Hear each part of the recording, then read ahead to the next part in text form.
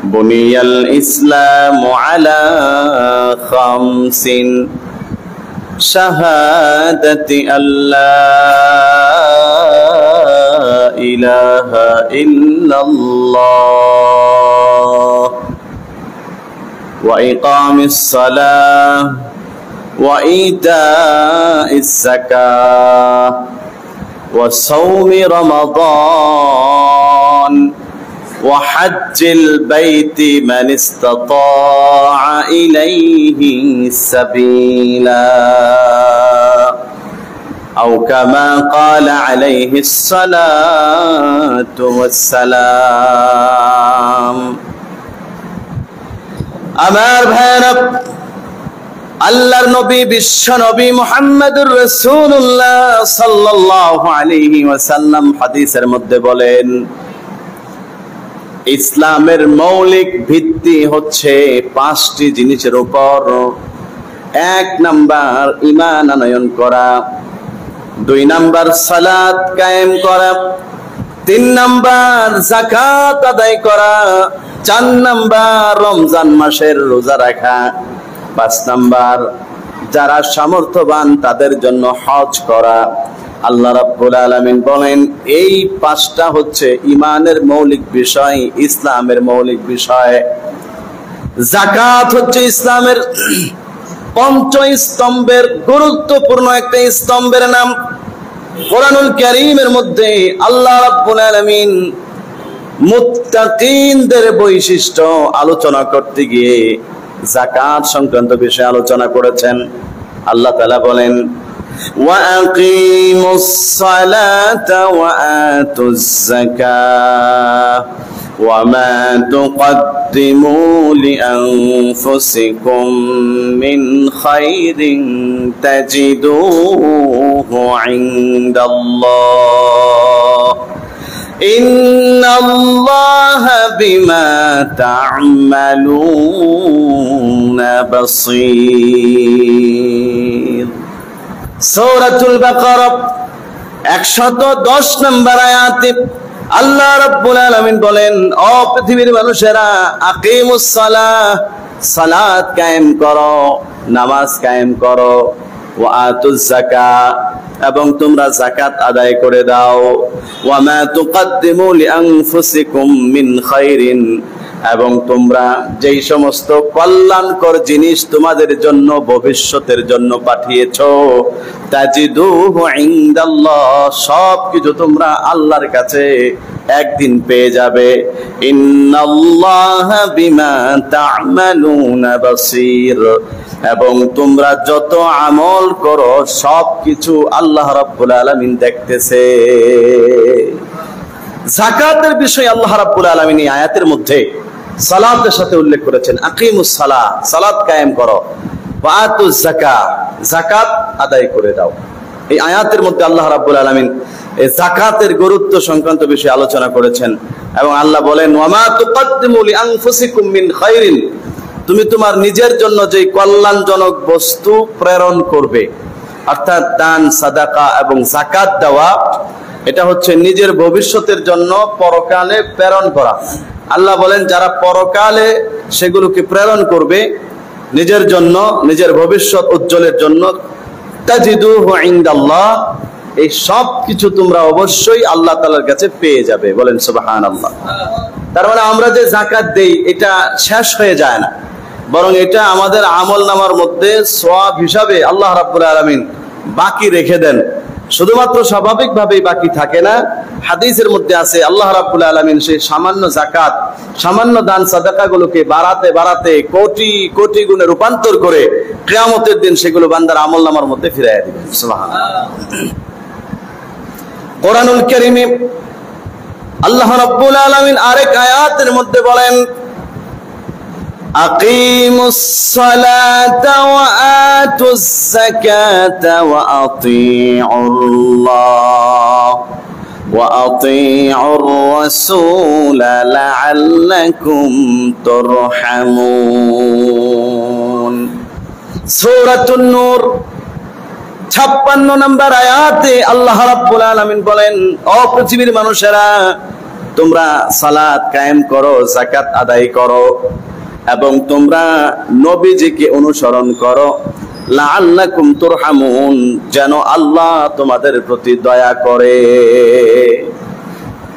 কোরআনুল কারীমে আল্লাহ রাব্বুল আলামিন আরো বিভিন্ন আয়াতে যারা যাকাত আদায় করেন তাদের সংক্রান্ত বিষয়ে আলোচনা করতে গিয়ে আল্লাহ রাব্বুল আলামিন বলেন, জান্নাতি মানুষ যারা, আল্লাহর কাছে প্রিয় বান্দা যারা, পছন্দ মানুষ যারা, তাদের বৈশিষ্ট্য আল্লাহ তাআলা কোরআনুল কারীমে আলোচনা করেন। তাদের কিছু বৈশিষ্ট্য আছে। আল্লাহ বলেন, ওয়াল মুকিমিনাস সালাতা ওয়াল মুতুনাস যাকাত ওয়াল মুমিনুনা বিল্লাহি ওয়াল ইয়াউমিল আখির উলাইকা সানুতিহিম আজরান আযীমা। সূরাতুন নিসা 162 নম্বর আয়াতে আল্লাহ রাব্বুল আলামিন বলেন, হে পৃথিবীর মানুষেরা, আল্লাহর কাছে প্রিয় মানুষ, জান্নাতি মানুষ হচ্ছে তারা আল মুকিমিনাস সালাহ, যারা সমাজের মধ্যে নামাজ সালাতকে কায়েম করে, ওয়াল মুতুনাজ যাকাত, এবং যারা যাকাত আদায় করে দেয়, ওয়াল মুমিনুনা বিল্লাহি ওয়াল ইয়াউমিল আখির, এবং যারা আল্লাহ এবং পরকালের উপর ঈমান রাখে, উলাইকা সানুতিহিম আজরান আযীমা। আল্লাহ বলেন, তারা হচ্ছে ওই সমস্ত মানুষ, আমি আল্লাহ রাব্বুল আলামিন পরকালে তাদেরকে সুমহান প্রতিদান দিব। বলেন সুবহানাল্লাহ। সানুতিহিম আজরান আযীমা, আল্লাহ বলেন আমি তাদেরকে মহান প্রতিদান দিব। অর্থাৎ তারা যে সামান্য যাকাত দিয়েছিল, দান সাদাকা করেছিল, সেগুলোকে বাড়াতে বাড়াতে বিশাল আকৃতি করে তারপরে সেগুলোকে যেদিন বান্দা বিপদে পড়ে যাবে কিয়ামতের দিন, আমি সেগুলো তার কাছে ফিরাইয়া দিব। সুবহানাল্লাহ বলেন। সম্মানিত হাজিরিন, এই যে যাকাত, এটা ইসলামের গুরুত্বপূর্ণ একটা বিধান। কোরআনুল কারীমের মধ্যে আল্লাহ রাব্বুল আলামিন ঈমানদার যারা এবং যারা জান্নাতুল ফেরদাউসের উত্তরাধিকারী হবে তাদের আলোচনা করতে গিয়ে আল্লাহ রাব্বুল আলামিন সূরাতুল মুমিনুনের মধ্যে আলোচনা করেছেন। সেখানে আল্লাহ তাআলা বলেন, ওয়াল্লাযীনা হুম লিয-যাকাতি ফাঈলুন, যারা যাকাতকে আদায় করে দেয়, উলাইকা হুমুল ওয়ারিসুন, আল্লাহ বলেন তারাই হচ্ছে উত্তরাধিকারী। কিসের উত্তরাধিকারী? আয়াতে আল্লাহ তাআলা পরের অংশে বলেন, ওয়াল্লাযীনা ইয়ারিসুনাল ফিরদাউস, যারা জান্নাতুল ফিরদাউসের মালিক হবেন। সুবহানাল্লাহ। তার মানে যারা যাকাত আদায় করবে, যাকাত ফরজ হওয়ার পরে আল্লাহ রাব্বুল আলামিন তাদেরকে জান্নাতুল ফিরদাউসের মালিক বানাবেন। সম্মানিত হাজিরিন, এই যাকাত হচ্ছে এমন একটা ইবাদত, এটা যদি কোনো মানুষ আদায় করেন, যদি কোনো মানুষ ঠিকমতো হিসাব করে যাকাত আদায় করে দেন, তাহলে আল্লাহ রাব্বুল আলামিন ওই ব্যক্তির সম্পদগুলোকে হেফাজত করেন। সব ধরনের দুর্ঘটনা থেকে, সব ধরনের বালা মুসিবত থেকে, বিপদ আপদ থেকে আল্লাহ রাব্বুল আলামিন ওই যাকাত আদায়কারী ব্যক্তির সম্পদকে হেফাজত করেন। কিতাবের মধ্যে ঘটনা লেখা হয়েছে, নবীজি সাল্লাল্লাহু আলাইহি ওয়াসাল্লাম মসজিদের মধ্যে বয়ান করলেন, মুসলমান ইমানদারেরা, যাকাত তোমরা আদায় করে দাও। সম্পদের যাকাত যারা আদায় করেন, আল্লাহ রাব্বুল আলামিন নিজ দায়িত্বে তাদের সম্পদ হেফাজত করে। তাদের সম্পদগুলোকে আল্লাহ রাব্বুল আলামিন হেফাজতে রাখেন। সুতরাং তোমরা যাকাত আদায় করে দাও। নবীজির এই বক্তব্যটা শোনার পরে একজন ইহুদি মহিলা, যদিও সে ইমানদার ছিল না, মুসলমান ছিল না, কিন্তু সেই কথা বিশ্বাস করল, যাকাত যদি আদায় করি তাহলে আমার সম্পদগুলো আল্লাহ রাব্বুল আলামিন হেফাজত করবেন। অনেক বড় ব্যবসায়ী, ধনাঢ্য মহিলা, এই জন্য সে হিসাব আদায় করে করে, একদম হিসাব করে করেছে তার সম্পদের যাকাত আদায় করেন। একদিনের ঘটনা, অনেক দূর দেশে ব্যবসা করার জন্য অনেকগুলো উট একসাথে নিয়ে যাওয়া হলো। ব্যবসার কাজ শেষ করার পরে, মালামাল বিক্রি করার পরে, সমস্ত টাকা পয়সা সাথে নিয়ে এবং এবং ওই জায়গা থেকে আরো কিছু মালামাল ক্রয় করে এই শহরে বিক্রি করার জন্য উটের মধ্যে করে নিয়ে আসতেছেন। সফররত অবস্থায় হঠাৎ করে লোকেরা শুনতে পেল ডাকাত দল আক্রমণ করে সমস্ত সম্পদগুলোকে ছিনিয়ে নিয়েছেন। সন্ত্রাসীরা আক্রমণ করে সমস্ত টাকা পয়সা, উট ঘোড়া সবকিছুকে ছিনিয়ে নিয়েছেন। এই সংবাদটা মদিনাবাসীদের কাছে পৌঁছার পরে সবাই আলোচনা শুরু করলো, এমনটা কেন হয়ে গেল, এমন বড় রিক্সি দুর্ঘটনা ঘটে গেল। এই সংবাদটা সেই ইহুদি মহিলার কাছেও পৌঁছলো। ইহুদি মহিলাকে বলা হলো, আপনার যে কাফেলা গিয়েছিল ওই কাফেলা ডাকাতের কবলে পড়েছে, কোনো সম্পদ নিয়ে ফিরতে পারে নাই, ডাকাত দলেরা সব কিছু নিয়ে গিয়েছেন, আপনার সম্পদগুলো নিয়ে গিয়েছে, আপনি তো অনেক বড় লসে পড়ে গেলেন। মহিলা তখন জোর গলায় আওয়াজ দিয়ে বলতে লাগলো, আমি বিশ্বাস করি আমার সম্পদগুলোকে ডাকাতে নিতে পারবে না, কারণ আমি নবী মুহাম্মদুর রাসূলুল্লাহর জবান থেকে শুনেছি যারা যাকাত আদায় করে তাদের সম্পদ আল্লাহ হেফাজত করে। আমি হিসাব করে পুঙ্খানুপুঙ্খানু ভাবে আমার যাকাত দিয়ে দিয়েছি, আমার বিশ্বাস আমার সম্পদ ডাকাতের দলেরা নিতে পারবে না। আর যদি নিয়েও নেয় তাহলে মুহাম্মদের কলারের মধ্যে ধরে আমার সম্পদগুলো আদায় করব। তোমার কথা মিথ্যা, তুমি বলেছিলে যে যাকাত দিলে সম্পদ আল্লাহ হেফাজত করে, কই আমারটা তো হেফাজত করলো না, এই সম্পদ তোমাকে দিতে হবে, আমি নবী মুহাম্মদ থেকে আমার সম্পদ ঠিকই আদায় করব। কিছুক্ষণ পরে এই মহিলার কাফেলার লোকেরা তাদের মালামাল সহ একেবারে সহি সালামতে তাদের বাড়ি পর্যন্ত ফিরে আসলেন। সুবহানাল্লাহ। মহিলারা অবাক হয়ে গেল, আশেপাশের মানুষ সবাই অবাক হয়ে গেল, কি ব্যাপার, সবার সম্পদ ডাকাতে নিয়ে গিয়েছে, আপনার সম্পদগুলো কেন ডাকাতে নিল না, আপনার সম্পদটা ডাকাত দলে কেন ধরতে পারলো না, কি ব্যাপার, কি হয়েছে? তখন সেই দলের যে লিডার ছিলেন তিনি বলছেন, আমরা এবং যাদেরকে ডাকাত আক্রমণ করেছে আমরা একই সাথে ছিলাম। মরুভূমির মাঝখানে চলতে চলতে হঠাৎ করে আমাদের একটা উট তার পায়ের মধ্যে ব্যথা পেল। পায়ের মধ্যে ব্যথা পেয়ে উটটা জায়গার মধ্যে শুয়ে গেল। মালামাল নিয়ে উটটার সামনের দিকে যেতে পারেন নাই, শত চেষ্টা করেও উটটাকে উঠাইয়া সামনের দিকে নিতে পারি নাই। বাধ্য হয়ে আমরা রাতের বেলায় এই জায়গার মধ্যে বসবাস করলাম, এই জায়গার মধ্যে অবস্থান করলাম।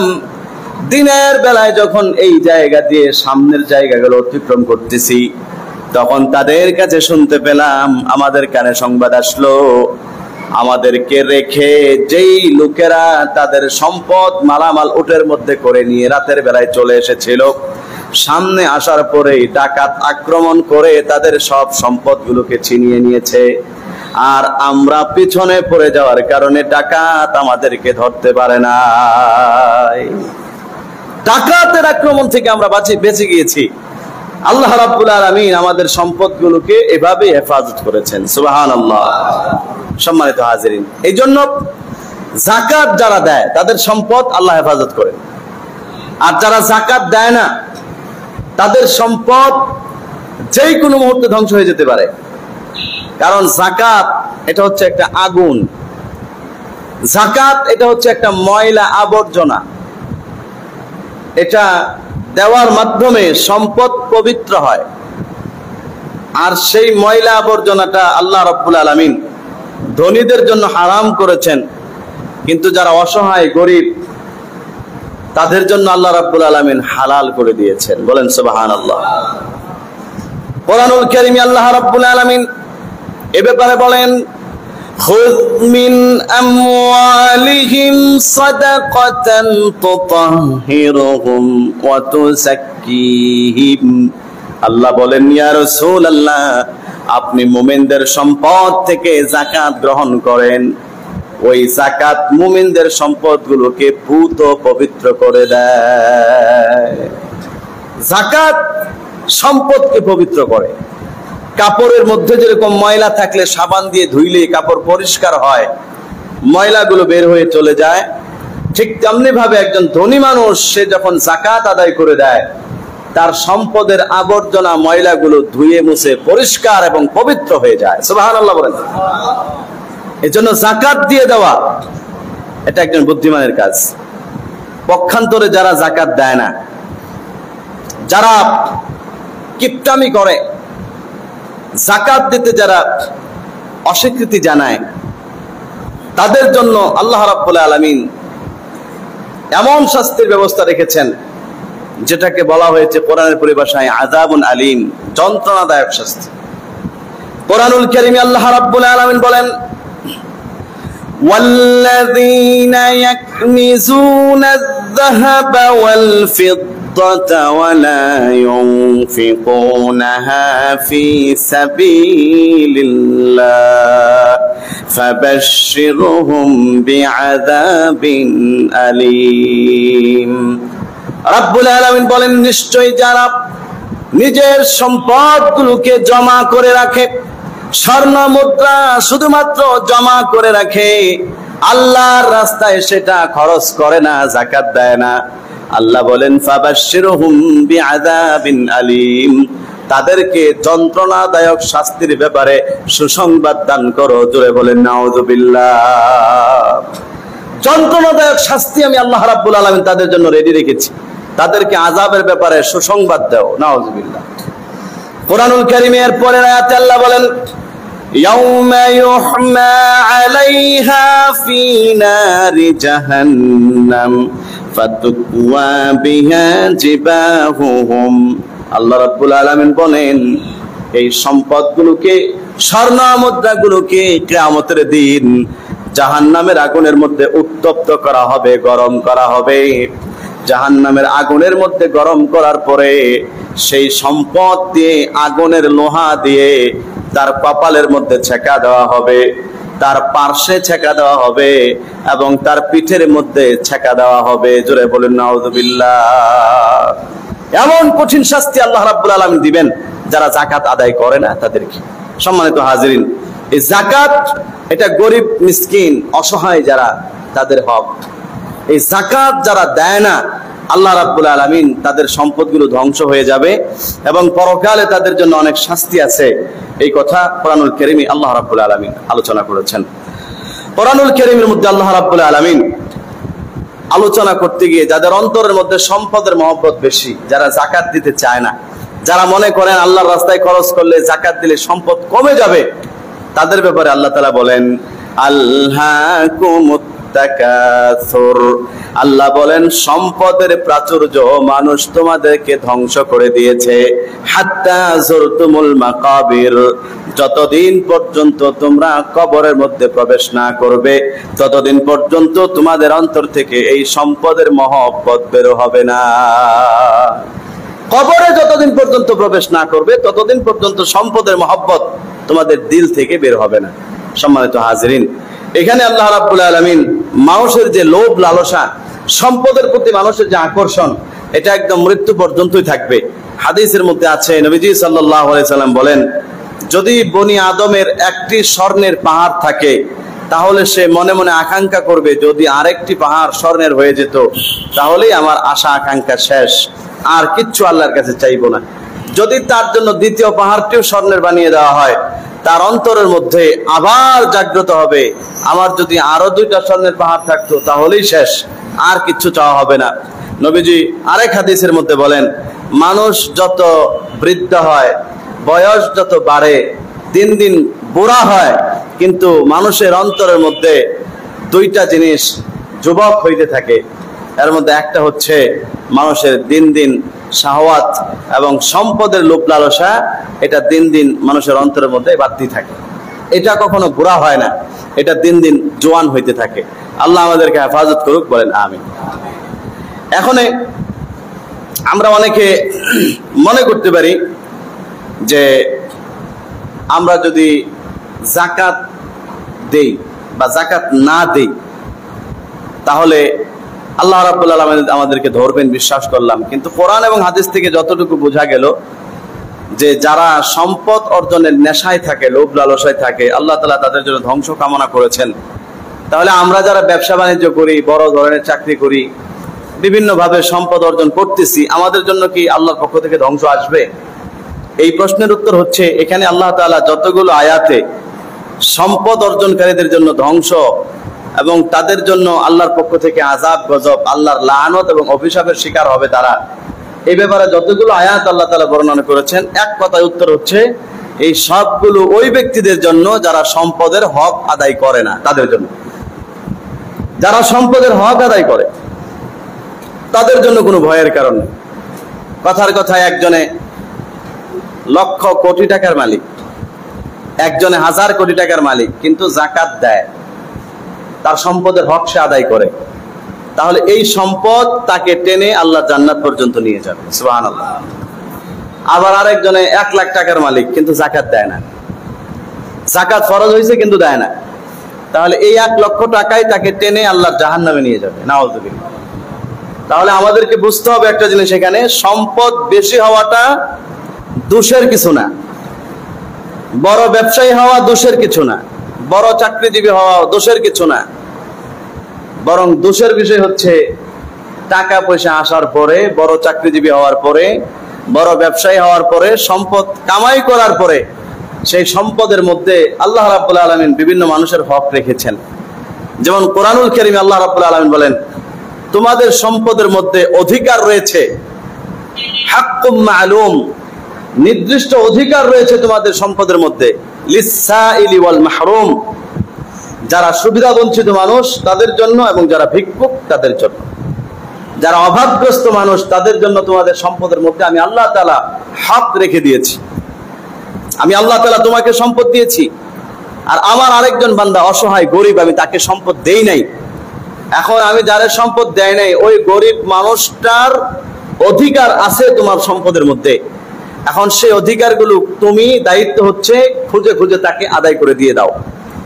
আর সেই দায়িত্বগুলো, একটা দায়িত্ব হচ্ছে ফরজ দায়িত্ব, যেটা যাকাত, আর বাকি দায়িত্বগুলো হচ্ছে মুস্তাহাব। আপনি একজন মানুষ অভাবে পড়লো, আপনি তাকে এমনিতেই সহযোগিতা করলেন। একজন মানুষ তার মেয়ে বিয়ে দিতে সমস্যা হচ্ছে, আপনি তাকে সহযোগিতা করলেন অর্থনৈতিকভাবে। একজন মানুষ তার ঘর করতে সমস্যা হচ্ছে, আপনি তাকে সহযোগিতা করলেন, তার ঘর করার জন্য কিছু টাকা দিলেন। এটা হচ্ছে আপনি তার সম্পদের অধিকার দিয়ে দিলেন, হক আদায় করে দিলেন। মসজিদের কাজে লাগবে, টাকার দরকার, আপনি দিয়ে দিলেন। মাদ্রাসার লাগবে, দিয়ে দিলেন। এতিমখানা, লিল্লা বোর্ডিং এ লাগবে, আপনি দিয়ে দিলেন। তার মানে আপনি আপনার সম্পদের হক আদায় করছেন। আপনার সম্পদ পবিত্র, আর পবিত্র সম্পদ কখনো মানুষকে জাহান্নামে নিবে না, বরং যে সম্পদ অপবিত্র ওই সম্পদ মানুষকে জাহান্নামে নিয়ে যাবে। আমার ভাইয়েরা, আল্লাহ রাব্বুল আলামিন কোরআনুল কারীমের মধ্যে বলেন, ওয়ালা ইয়াহসাবান্নাল্লাযীনা ইয়াবখালুনা বিমা আতাহুমুল্লাহু মিন ফাদলিহি হুয়া খায়রান লাহুম। আল্লাহ রাব্বুল আলামিন বলেন, নিশ্চয়ই যারা কৃপণ, যারা বখিল, যারা সম্পদের হক আদায় করে না, যারা যাকাত দেয় না, যারা অসহায় দুস্থ গরিব মানুষের পাশে দাঁড়ায় না, সহযোগিতা করে না, তারা যেন নিজেদেরকে খুব বেশি চালাক মনে না করে, তারা যেন এই সম্পদ তাদের জন্য কল্যাণজনক মনে না করে, বরং গরিবের হক আদায় না করা, যাকাত না দেওয়া, বাল হুয়া শাররুন লাহুম, বরং এটা তাদের জন্য খুবই খারাপ। এই সম্পদ তাদেরকে টেনে ছেঁচড়ে আল্লাহর জাহান্নামে নিয়ে ফেলবে। বলুন নাউযুবিল্লাহ। স্পষ্ট ভাষায় আল্লাহ তাআলা আলোচনা করেছেন যে কেউ যাকাত না দিয়ে যেন মনে না করে যে আমি জিতে গেলাম। না, আপনি জিতেন নাই, আপনি হেরে গিয়েছেন। আল্লাহর হুকুম আপনি আদায় করলেন না, তাহলে আপনি নিশ্চিত জাহান্নামকে নিজের উপরে ওয়াজিব করে নিয়েছেন। আল্লাহ রাব্বুল আলামিন এগুলো ক্ষমা করবেন না মানুষকে।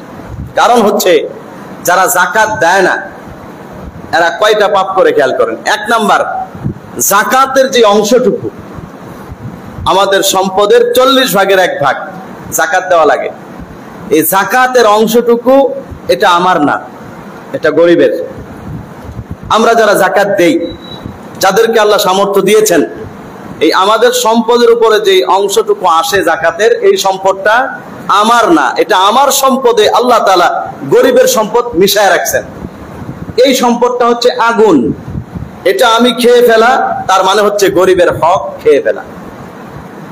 একজন গরিবের মানুষ সম্পদ যেরকম আত্মসাৎ করলে যেরকম গুনাহ, ঠিক তেমনি ভাবে যাকাত ফরজ হওয়ার পরে এটা না দেওয়াটাও ওইরকম গুনাহ।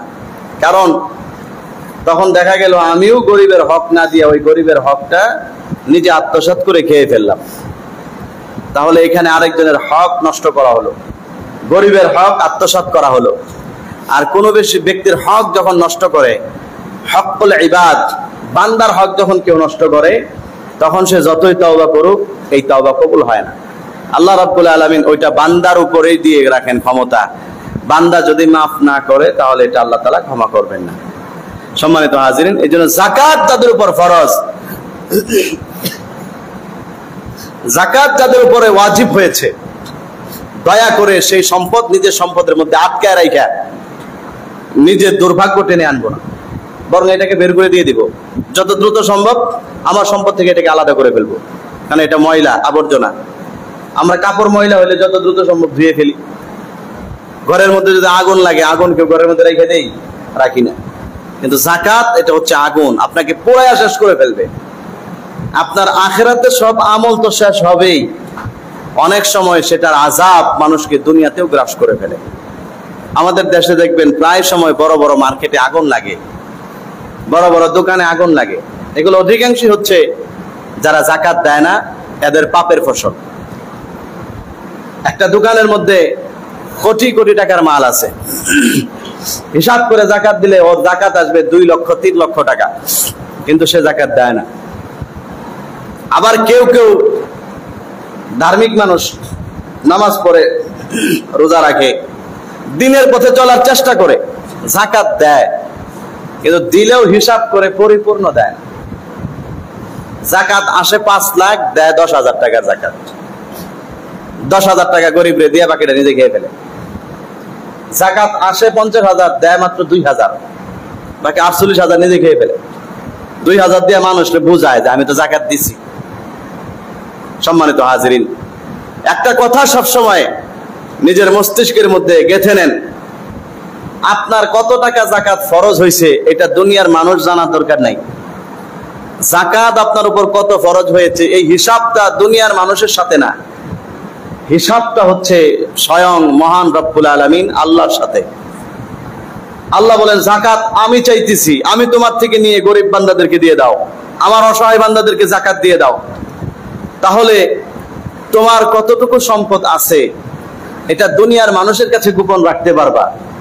ছল ছাতুরি করে 50,000 টাকা যাকাত আসলে 10,000 টাকা দিয়ে পার পেয়ে যেতে পারবা, কিন্তু তোমার 50,000 টাকা যাকাত ফরজ হয়েছিল, দিয়েছো মাত্র 10,000, বাকি 40,000 যে দাও নাই, এটা দুনিয়ার কোনো মানুষ না জানলেও, একটু বলেন তো আল্লাহ তাআলা জানেন কি জানেন না? আরো জোরে কোন, জানেন কি জানেন না? জানে। সুতরাং যারা যাকাত দেওয়ার ক্ষেত্রে ছল ছাতুরি করে, আমি তাদেরকে বলবো আপনি বাটপারিটা কার সাথে করতেছেন?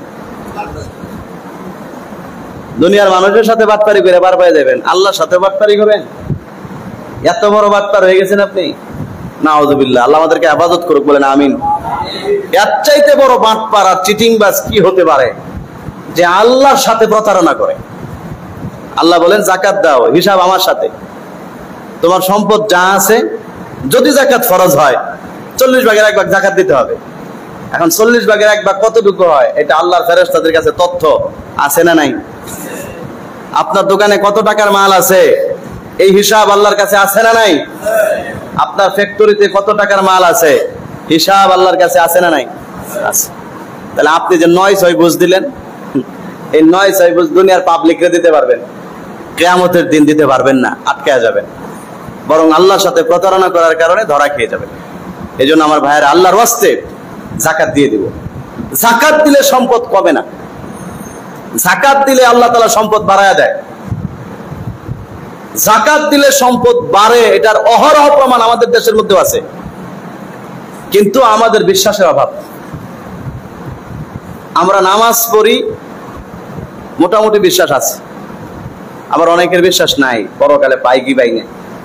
কিন্তু যাকাত দিলে যে সম্পদ বাড়ে এই বিশ্বাসটা অধিকাংশ মানুষের নাই। কিছু কিছু মানুষের হয়তো বাস, যদি থাকতো তাহলে সে কখনোই জাকাত দেওয়ার ক্ষেত্রে কারচুপি করতো না। কারণ জাকাত দিলে আপনার সম্পদ থেকে যতটুকু খালি হবে, হাদিসে কুদসি আল্লাহ রাব্বুল আলামিন বলেন, আনফিক ইয়া বানি আদম ইউনফাকু আলাইক, হে আদম সন্তান তুমি খরচ করো আল্লাহর জন্য, যাকাত দিয়ে দাও, আমি আল্লাহ রাব্বুল আলামিন তোমার উপরে খরচ করব। বলেন সুবহানাল্লাহ।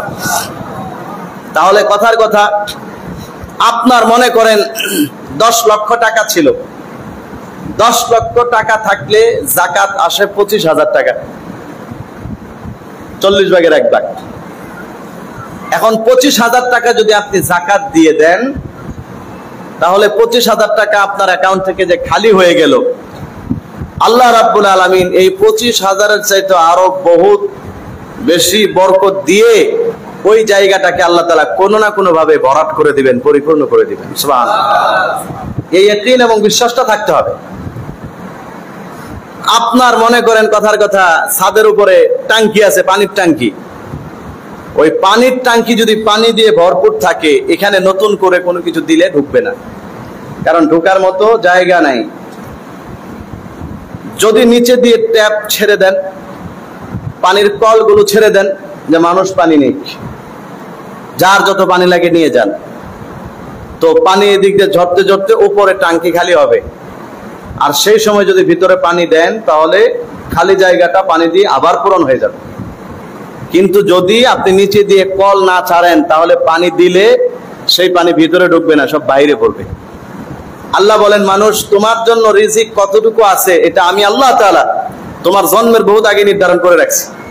সুতরাং বেশি খাই খাই করে কোনো লাভ নাই, সম্পদের জন্য বেশি দৌড়াইয়া কোনো লাভ নাই, হবে না। যতটুকু হওয়ার এটা অল্প চেষ্টা করলে হবে, এটা আমি আল্লাহ নির্ধারণ করে রাখছি।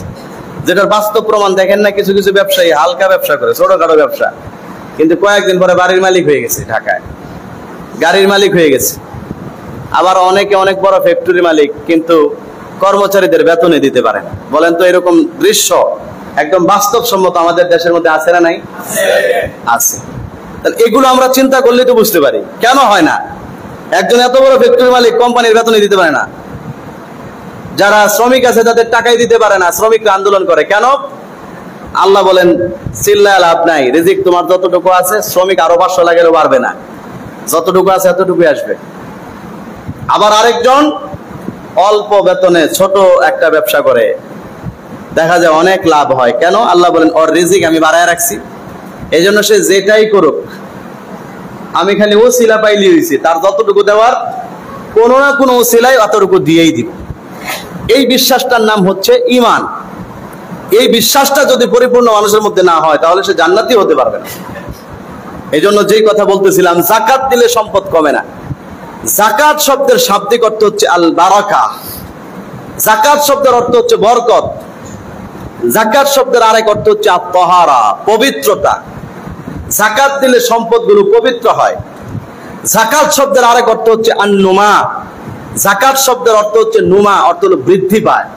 অর্থাৎ যাকাত দিলে সম্পদ আল্লাহ বাড়ায়া দেন। সুবহানাল্লাহ বলেন। যাকাত কাকে বলে? যাকাত বলা হয় হিয়া হাক্কুন ইয়াজিবু ফি মালিন খাসিন লিতাইফাতিন মাখসুসাতিন ফি ওয়াক্তিন মাখসুসিন। শরীয়তের পরিভাষায় যাকাত বলা হয় নির্দিষ্ট একটা অংশ, যেটা সম্পদের নির্দিষ্ট এক অংশের মধ্যে আবশ্যক হয় নির্দিষ্ট একটা জাতির জন্য। অর্থাৎ আমাদের সব সম্পদে যাকাত ওয়াজিব হয় না, সম্পদের কিছু কোয়ালিটি আছে। যেমন আমাদের কোটি টাকার বাড়ি যদি থাকে, বাড়ির মধ্যে যাকাত আসবে না। আর ব্যবসার যদি 1 লাখ টাকা থাকে, এই 1 লাখ টাকা ব্যবসার ওই টাকার মধ্যে যাকাত আসবে। এই জন্য যাকাত বলা হয় নির্দিষ্ট সম্পদের মধ্যে, সব সম্পদে যাকাত আসে না। যেই সম্পদ ব্যবসার জন্য, ওই সম্পদে যাকাত আসে। আর স্বর্ণ এবং রূপা ব্যবসা দরকার নাই, এটার মধ্যে যেমনি রেখে দেন যাকাত ফরজ হবে। এরপরে বলা হয়েছে লিতাইফাতিন মাখসুসাতিন, নির্দিষ্ট একটা জাতির জন্য। যাকাত সবার জন্য না, যারা ধনী এদের জন্য, যারা নেশাব পরিমাণ মালের মালিক ওদের জন্যই যাকাত ফরজ হয়। এই হচ্ছে নির্দিষ্ট মানুষ। কথার কথা, আজকে আমাদের জুমার নামাজে 1000 মানুষ এখানে আছে, 1000 মানুষের উপরে জাকাত ফরজ না। এখানে নির্দিষ্ট একটা দল বা নির্দিষ্ট কিছু মানুষের উপর জাকাত ফরজ। এরা কারা? এটার কিছু শর্ত আছে। 1 নাম্বার শর্ত, নেশাব পরিমাণ সম্পদের মালিক হওয়া। খুব মনোযোগ দিয়ে শুনেন মাসালাগুলো। নেশাব পরিমাণ সম্পদের মালিক হওয়া। নেশাব পরিমাণ সম্পদের মালিক বলতে কি বোঝায়? সম্মানিত হাজরিন, নেশাব 2 ধরনের হয়ে থাকে। একটা হচ্ছে স্বর্ণ, আরেকটা হচ্ছে রূপা। স্বর্ণের নেশাব, রূপার নেশাব। স্বর্ণের হিসাবে নেশাব হচ্ছে 7.5 ভরি স্বর্ণ। 7.5 ভরি স্বর্ণ যদি কারো কাছে থাকে তাহলে জাকাত দিতে হবে। ভালো করে শুনেন, কেউ প্যাঁচ লাগায়েন না আবার। 2 নাম্বার, রূপার হিসাবে জাকাত। কারো কাছে যদি 52.5 ভরি রূপা থাকে তাহলে তার জন্য জাকাত দিতে হবে। এই গেল 2টা নেশাব, স্বর্ণ এবং রূপা। এখন অনেকে প্রশ্ন করতে পারেন, তাহলে টাকা, এরপরে ব্যবসার মাল, এগুলো কই গেল? সম্মানিত হাজিরিন, আরেকটা নেশাব হচ্ছে স্বর্ণ, রূপা অথবা রূপা, যেটা দিয়া মন চায় ওইটার হিসাব করে আপনি সমন্বয় করে জাকাত আসবে। আপনি শুধুমাত্র রূপার নেশাব হিসাব করবে ওই ব্যক্তি যার কাছে শুধু রূপা আছে, আর কিছু নাই। শুধুমাত্র স্বর্ণের হিসাবে জাকাত দিবে ওই ব্যক্তি যার কাছে শুধু স্বর্ণ আছে, আর কিছু নাই। কারো কাছে যদি স্বর্ণ এবং অল্প রূপাও মিক্স থাকে তাহলে তার জন্যই রূপার হিসাবে জাকাত দিতে হবে। সুতরাং মহিলারা, মা বোনেরা অনেকে এই প্রশ্নটা করে যে হুজুর, আমাদের ঘরে তো 5 ভরি স্বর্ণ আছে, 7.5 ভরি স্বর্ণ তো নাই, আমার কি জাকাত দেওয়া লাগবে? এই প্রশ্নের উত্তর হচ্ছে, আপনার কাছে যদি শুধুমাত্র স্বর্ণ থাকে, ক্যাশ টাকা নাই, ব্যবসার সম্পদ নাই, রূপা নাই, তাহলে আপনি শুধু স্বর্ণের হিসেবে জাকাত দিবেন। যেহেতু 7.5 ভরি হয় নাই, 5 ভরিতে জাকাত ওয়াজিব হবে না। আর যদি আপনার মিশ্রণ সম্পদ থাকে, যেমন কথার কথা, বর্তমানে যত বড় লোকই হোক, পায়ের নূপুর আছে না? অনেকে আছে না? বলেন, কথা বলেন না কেন? আছে না? নাই? পায়ের নূপুর তো কেউ স্বর্ণ দিয়ে বানায় না, সবাই তো রূপা দিয়ে বানায়। তাহলে আপনার 1 ভরি স্বর্ণ আছে, কিন্তু পায়ের নূপুর আছে যে রূপার, আপনারটা মিশ্রণ সম্পদ। অথবা আপনার 1 ভরি স্বর্ণ আছে, 1 ভরি স্বর্ণের দাম 1000, 1 লক্ষ টাকা, বর্তমানে 1,20,000, 40,000, কিন্তু রূপার একটা মনে করেন হাতের বালা আছে, ওইটার দাম 1000। ওই যে রূপা আছে আপনার কিছু, হোক সেটা অল্প, আপনার এটা মিশ্রণ সম্পদ, যৌথ সম্পদের অন্তর্ভুক্ত। সুতরাং এই 1 ভরি কানের দুল অথবা 1 ভরি গলার চেইন অথবা স্বর্ণ, এইটার হিসাব রূপার হিসাবে করে আপনাকে জাকাত দিতে হবে। এখন আসেন, তাহলে জাকাত যদি রূপার হিসাবে দেই তাহলে কি লাগে? রূপার হিসাবে হিসাব করবেন টাকার হিসাব। 52.5 ভরি রূপা, বর্তমান 2025 সালে বাজার দর 95,000 অথবা 1 লাখ এর মধ্যে, যেহেতু এখন রূপার দাম বাড়ছে, গতবার ছিল 70,000। তাহলে ফতোয়া হচ্ছে, কারো কাছে যদি 1 লক্ষ টাকা পরিমাণ সম্পদ থাকে অথবা 1 লক্ষ টাকা মূল্যের জেওর গয়নাগাটি থাকে, যেমন একটা গলার চেইন আছে 40,000 টাকা দাম, 2টা কানের দুল আছে 2 জোড়া, ওই 2টার দাম মনে করেন 60,000, 1 লাখ হয়ে গেল। তাহলে ওই ব্যক্তিকে এই কানের দুল আর ওই চেইনের জাকাত দেওয়া লাগবে রূপার হিসাবে, কারণ তার রূপার হিসাবে নেশাব পূর্ণ হয়ে গেছে। এবং ফতোয়া হচ্ছে, আপনি জাকাত যেই বস্তুর হিসাব করে দিলে গরিবের উপকার বেশি হবে, ওইটাকেই ধরতে হবে। আর আমাদের সমাজের মধ্যে যেহেতু স্বর্ণের মানে হিসাব নিকাশটা কম, রূপার হিসাব নিকাশ বেশি, রূপার দাম কম, এটা দিয়ে জাকাত দিলে গরিব মানুষের উপকার বেশি হবে। কাজেই সবার জন্য ফতোয়া, রূপার হিসাব করে জাকাত দিতে হবে। তাহলে রূপার হিসাবে 52.5 ভরি রূপা, বর্তমান বাজারে 95,000 টাকা। 52.5 ভরি রূপা বর্তমান বাজার দরে কত? সবাই বলেন, এটা মনে রাখবেন, 95,000। সুতরাং কারো কাছে যদি 95,000 টাকা থাকে এবং সেই 95,000 টাকার উপরে যদি 1 বছর অতিক্রান্ত হয়, অথবা 95,000 টাকা পরিমাণ ব্যবসার মাল আছে, অথবা সব কিছু মিলাইয়া 95,000 টাকার পরিমাণ আছে, যেমন স্বর্ণের কানের দুল আছে 50,000 টাকার, রূপার চেইন এবং রূপার পায়ের নূপুর আছে 20,000 টাকার, 70,000 টাকা হইল। আর ক্যাশ আছে 30,000 টাকা, তাহলে কত হইলো? 1 লাখ। ব্যাস, যাকাত দিতে হবে। সহজে হিসাব বুঝতে পারছেন? নিজেরটা নিজে হিসাব করবেন, আমি তো আর আপনাদের কারো খবর জানি না। ওই একটা জিনিস মনে রাখবেন, যাকাতের হিসাব আমার সাথে না, যাকাতের হিসাব কার সাথে? বলেন কার সাথে? সুতরাং আপনার কাছে এই পরিমাণ টাকা আছে কিনা এটা আমি খতিব সাহেব না জানলেও আল্লাহ তাআলা জানেন কি জানেন না? সুতরাং আপনি আমারে বলতে পারবেন যে হুজুর আমার তো যাকাত ওয়াজিব হয় নাই, আমার তো যাকাত আসে নাই, আমি তো গরিব, আমার কাছে তো 1 লাখ টাকা নাই। কিন্তু আপনার কাছে এই পরিমাণ টাকা আছে কিনা এটা আল্লাহ রাব্বুল আলামিন জানেন।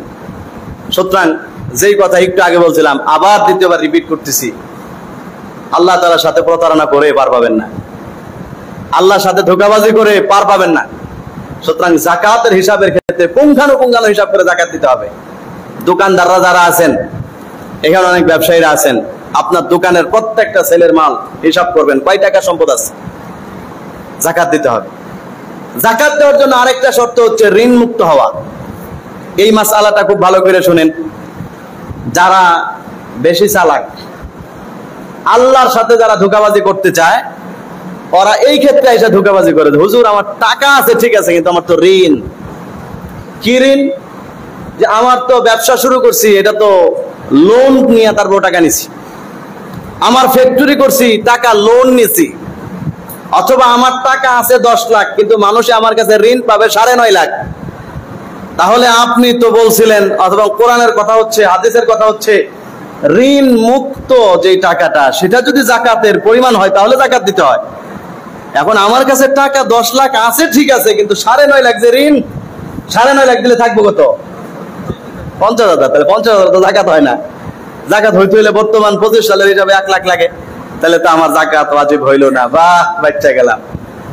আল্লাহ তাআলা বলবেন তুমি বাঁচতে পারবে না। ঋণ মুক্ত হওয়া, ঋণের একটা ব্যাখ্যা আছে। আপনি আপনার ব্যক্তিগত প্রয়োজন পূরণের জন্য যেই টাকা মানুষ থেকে কর্জ নিয়েছেন, ঋণ নিয়েছেন, এটা ঋণ হিসাবে বাদ যাবে। আপনার ব্যবসার উন্নতির জন্য যে ঋণ নিয়েছেন, এটা যাকাত থেকে বাদ যাবে না। আপনি গাড়ি কেনার জন্য যে লোন নিয়েছেন, এটা ব্যবসা থেকে বাদ যাবে না, যাকাত থেকে বাদ যাবে না। শুনতেছেন সবাই ভালো করে? আপনি ফ্যাক্টরি করার জন্য, মেশিন কেনার জন্য যে ঋণ নিছেন ব্যাংক থেকে, এটা আপনার যাকাত দিতে হবে।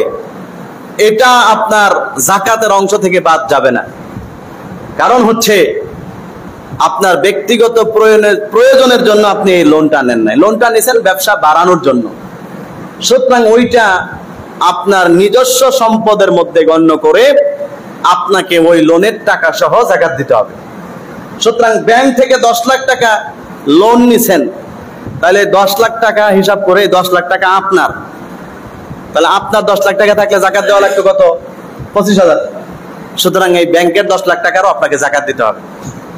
এখন আপনি যদি এইটারে যদি ঋণ হিসাবে বাদ দিয়ে দেন, তাহলে আমাদের দেশের বড় বড় ফ্যাক্টরি কোম্পানি, আমি গত বছর বলছিলাম, এরা যাকাত দিবে তো দূরের কথা, হিসাব করলে দেখা যাবে আমরা উল্টা ওদেরকে আরো যাকাত দেওয়ান লাগবো। ঠিক কিনা বলেন? বিশ্বাস যদি না হয়, যারা গার্মেন্টস ফ্যাক্টরি আছে, ওই এটার যে মালিক পক্ষ যারা আছে, জিএম যারা আছে, ওনাদের সাথে একটু যোগাযোগ করে দেখেন।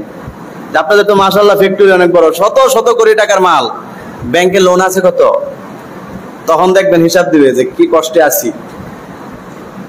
100 কোটি টাকার মাল আছে, লোন আছে ভাই 150 কোটি টাকা, তাহলে ওদের 50 লাখ টাকা, 50 কোটি টাকার ঋণ হিসাবে তো তারে মসজিদ থেকে যাকাত উঠায়া তারপর আর ওটা দিতে হবে যে ভাই নে এই টাকা নিয়ে তোর ঋণ পরিশোধ কর। কারণ ঋণ পরিশোধের জন্য যাকাত দেওয়া জায়েজ। আল্লাহর কোরআনের কথা, ওয়াল গারিমিন, যারা ঋণগ্রস্ত এদেরকে ঋণ পরিশোধের জন্য যাকাত দেওয়া যায়। এজন্য সম্মানিত হাজিরিন, সহজ ভাষায় আপনাদেরকে বুঝাইলাম, আপনার ব্যক্তিগত প্রয়োজনের জন্য যেই টাকা লোন নিয়েছেন এটা ঋণ হিসাবে বাদ যাবে। সুতরাং আপনার 10 লাখ টাকা লোনের মধ্যে আপনি মনে করেন 50,000 টাকা ঋণ নিয়েছেন আপনার নিজের লেগে, যেমন 50,000 টাকা নিয়ে রোগের একটা চিকিৎসা করছেন, অথবা বিশেষ কোনো প্রয়োজনে 1 লাখ টাকাই খরচ হয়েছে, ব্যক্তিগত ঋণ এর চেয়ে বেশি লাগে না। সুতরাং ওই 1 লাখ টাকা বাদ দিয়া বাকি জন্য লাগাছে ওইটা যাকাত দিতে হবে। হিসাব ক্লিয়ার? বুঝতে পারছেন সবাই? আল্লাহ সবাইকে বোঝার তৌফিক দান করুন। যাদের সম্পদ আছে দয়া করে যাকাত দিতে কারচুপি করবেন না। জাকাত দিয়ে দিবেন এবং বিশ্বাস রাখেন জাকাত দিলে আল্লাহ আপনার কোম্পানিটাকে হেফাজত করবে, আগুন পানির দুর্ঘটনা ঘটবে না, আল্লাহ হেফাজত করবে, এই বিশ্বাসটা রাখবেন। ইনশাআল্লাহ আপনার কামাই রুজিতে বরকত হবে। জাকাত দিয়ে দিবেন। যাদের জাকাত ফরজ হয়, আমি যে পরিমাণটা বলে দিলাম রূপার হিসাবে হিসাব করবেন। বাড়িতে মা বোনদের অনেক গয়নাগাটি আছে, তাদের জন্য জাকাত আলাদাভাবে ফরজ। স্বামী জাকাত দিলে স্ত্রীরটা আদায় হবে না। স্ত্রীর উপরেও যদি জাকাত ফরজ হওয়ার পরিমাণ টাকা থাকে, তাহলে সেই স্ত্রীও তারটা আলাদাভাবে দিতে হবে। অনেক সময় দেখা যায় অনেক ফ্যামিলিতে, যৌথ ফ্যামিলি, বাপ, 2 ছেলে, 3 ছেলে, 5 ছেলে একসাথে থাকে। যদি ছেলেদের অ্যাকাউন্টে ব্যক্তিগত জাকাত ফরজ হওয়ার সমপরিমাণ টাকা থাকে, তাহলে ওই ছেলেরাও তাদের পক্ষ থেকে ব্যক্তিগতভাবে জাকাত আদায় করতে হবে। এখন মনে করছে আমরা তো আব্বার সাথেই খাই, আব্বা দিছে। না, আব্বা দিছে, আব্বা জাহান্নাম থেকে বাইচা গেছে, আপনি বাঁচতে পারবেন না, কারণ আপনার ব্যক্তিগত টাকা আছে। সুতরাং ওইটার জাকাত দিতে হবে। কোরবানির সময় যেরকম যৌথ ফ্যামিলিতে যদি সবাই একসাথে থাকে, তাহলে যদি আলাদাভাবে কেউ নেশাব পরিমাণ সম্পদের মালিক হয়, তাহলে তাকে যেরকম কোরবানি দেওয়া ফরজ, ঠিক তেমনি ভাবে জাকাত ফরজ হওয়ার যে শর্তগুলো, এগুলো যদি এই যৌথ ফ্যামিলিতেও প্রত্যেকের উপরে আলাদা আলাদা পাওয়া যায়, তাহলে তাদের জন্য জাকাত দেওয়া ফরজ। এটা আল্লাহ তাআলার ফরজ বিধান। আল্লাহ তাআলা আমাদের সবাইকে বুঝার এবং আমল করার তৌফিক দান করুক। সকলে বলেন আমিন।